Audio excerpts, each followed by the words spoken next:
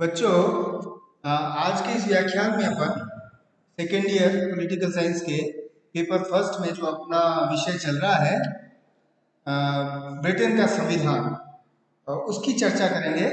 Britain के संविधान के प्रमुख स्रोत क्या क्या है और इसके साथ साथ ब्रिटेन के संविधान के बारे में जो ये विभिन्न विचारकों ने कहा है कि ये सहयोग और विवेक का शिशु है।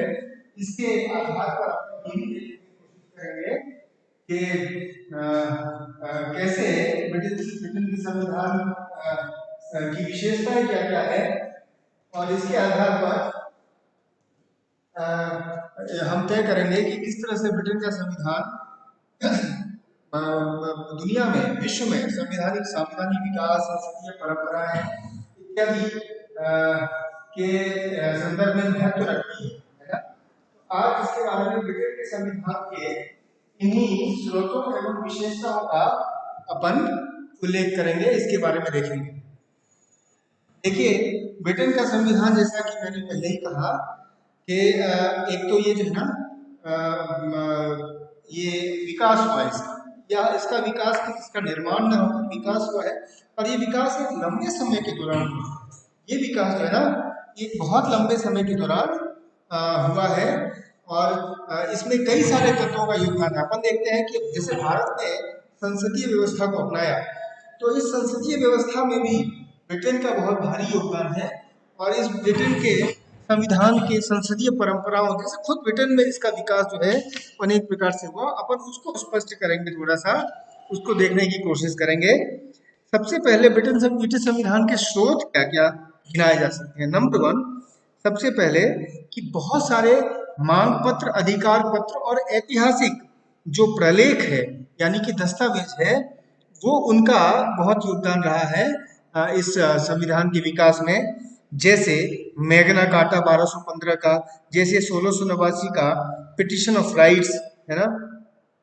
और इसी तरह से जो गोरखपुर क्रांति के समय में जो कुछ दस्तावेज नागरिकों के द्वारा दिए गए, ये सारे के सारे ब्रिटिश संविधान के विकास में अहम भूमिका निभाते रहे। समय समय पर इनमें संशोधन हुआ, लेकिन एक तरह से ये आधार स्तंभ बने। दूसरा पॉइंट जो प्रमुख स्रोत माना जाता है, वो है संसदीय अधिनियम, यानी संसदीय कानून।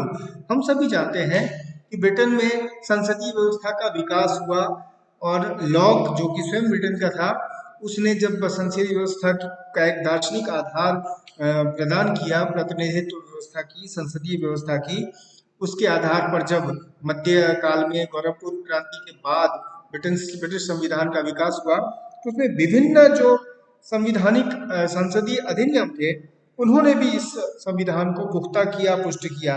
जैसे बंदी प्रत्यक्षीकरण अधिनियम 1679, व्यवस्था अधिनियम एक्ट ऑफ सेटलमेंट 1701, स्कॉटलैंड का मर्जर, यानी स्कॉटलैंड का जो ब्रिटेन के साथ मर्जर हुआ था, संघ बना था, उसका एक्ट 1737। फिर बहुत सारे सुधार अधिनियम 1832, 1867, 1884 के अधिनियम, फिर 1911, 1949 के पार्लियामेंट एक्ट, जन प्रतिनिधित्व कानून 1918 और 1928 के। तो ये सारे जो है ना, वेस्टमिंस्टर अधिनियम 1931 के, जिसमें इन कानूनों के माध्यम से मताधिकार का विकास किया गया, महिलाओं को मताधिकार दिया गया। तो ये जो अधिनियम थे कुछ, इनका बहुत योगदान रहा ब्रिटेन के संविधान में के विकास। उसके बाद एक पॉइंट है, वो है कॉमन लॉ, सामान्य विधि। सामान्य विधि का भी ब्रिटिश संविधान के विकास में योगदान है, यानी कि ये एक स्रोत है। सामान्य विधि का मतलब है क्या, कि वो ऐसी प्रथाएं, ऐसे रीति रिवाज, ऐसी परंपराएं जिसको कोर्ट ने मान्यता दे दी कानून के रूप में, है ना। जैसे अपन मैक्स वेबर के सत्ता के 3 स्रोत का अध्ययन करते हैं, फर्स्ट ईयर में किया होगा। मैक्स वेबर ने 3 प्रकार की सत्ता का उल्लेख किया है: पारंपरिक, वैधानिक, तार्किक और करिश्माई। तो कई बार पारंपरिक सत्ता, यानी सत्ता के जो पारंपरिक स्रोत है, रीति रिवाज है, परंपराएं हैं, उनको कोर्ट मान लेता है, एक तरह से कानून के रूप में मान्यता प्रदान कर दी जाती है, और यही कॉमन लॉ है, यही सामान्य विधि है।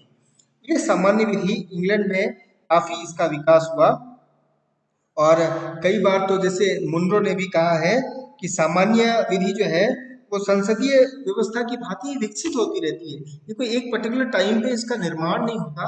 और ये सामान्य विधि भी, क्योंकि परंपराओं का की अहम भूमिका होती है हमारे समाज, हमारे देश के एक संचालन में, तो कोर्ट धीरे धीरे इनको मान्यता दे देता है। जैसे समरसेट अभियोग में ब्रिटेन में दासता का अंत किया गया। और ये जो चीजें हैं, ये जूरी व्यवस्था का विकास है या फिर संसद की सर्वोच्चता है, ये सब एक प्रकार से प्रथाओं के आधार पर, रीति रिवाज के आधार पर सामान्य विधि का विकास हुआ। तो सामान्य विधि बहुत अहम है ब्रिटिश संविधान के स्रोत के रूप में। एक और पॉइंट जो कि ब्रिटिश संविधान के स्रोत में दे सकते हैं, वो है वेरियस जुडिशियल डिसीजंस, यानी विभिन्न न्यायिक निर्णय। न्यायिक निर्णय देखिए, ब्रिटेन में संविधानिक संसदीय व्यवस्था है, इसलिए वहाँ न्यायिक पुनरावलोकन का ऐसा कोई सेट स्थापित सिद्धांत या ऐसी परंपरा नहीं है जैसा कि अमेरिका में है।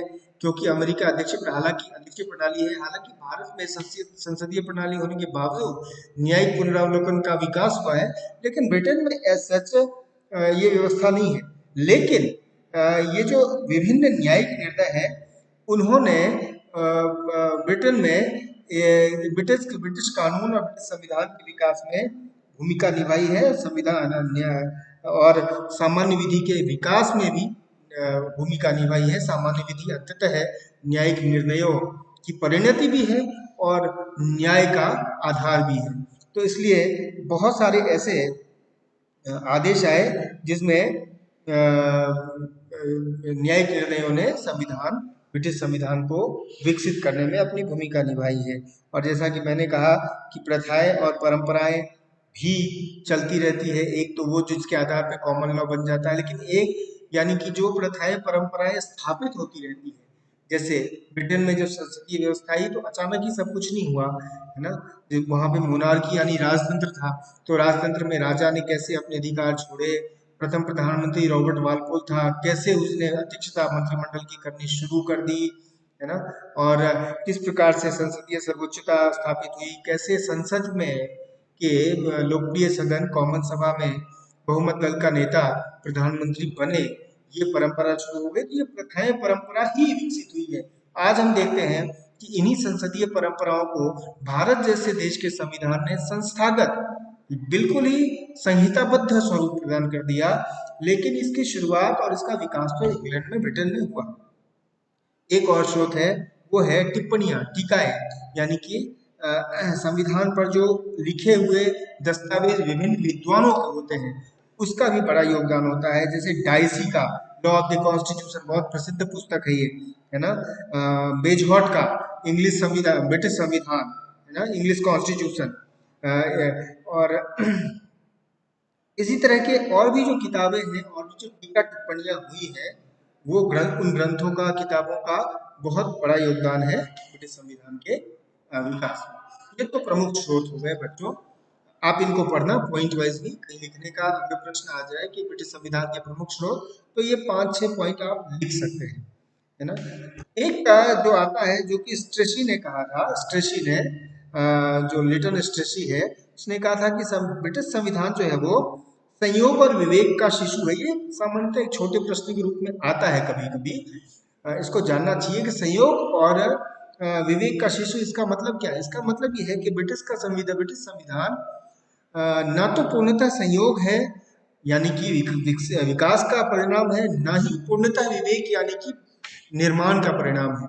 इन दोनों का मेल जो हुआ, एक तरह से इसका संयोग, इन दोनों का एक सम्मिश्रण है।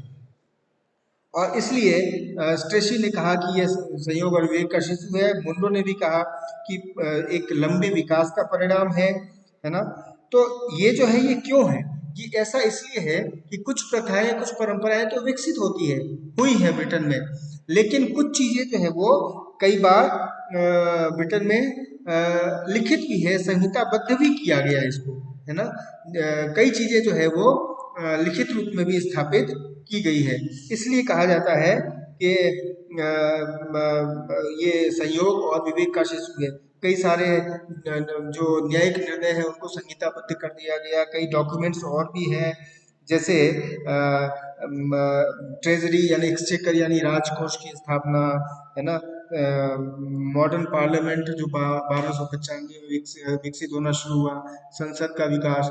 तो कई चीजें जो है वो लिखित रूप में भी शामिल की गई, कई चीजें विकसित हुई है विकास के क्रम में, और आज भी विकास हो रहा है। 1949 के एक्ट की भी बात की तो ब्रिटिश संविधान का विकास लगभग नहीं रुका। ये कुछ ऐसे ही है जैसे राज्य के उत्पत्ति के सिद्धांत के समय अपन ऐतिहासिक और विकासवादी, जो मैकाइवर ने कहा इस सिद्धांत के बारे में, कि वही राज्य एक निर्माण का परिणाम नहीं बल्कि एक सतत निरंतर विकास का परिणाम है, और उसमें भी बहुत सारे तत्वों का योगदान है।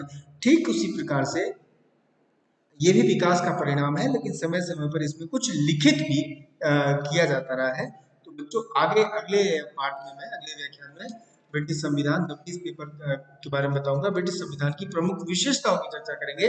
वो एक प्रश्न बनता है, जो प्रश्न पूछे जाते हैं परीक्षा में भी, अन्यथा भी अपने को जानकारी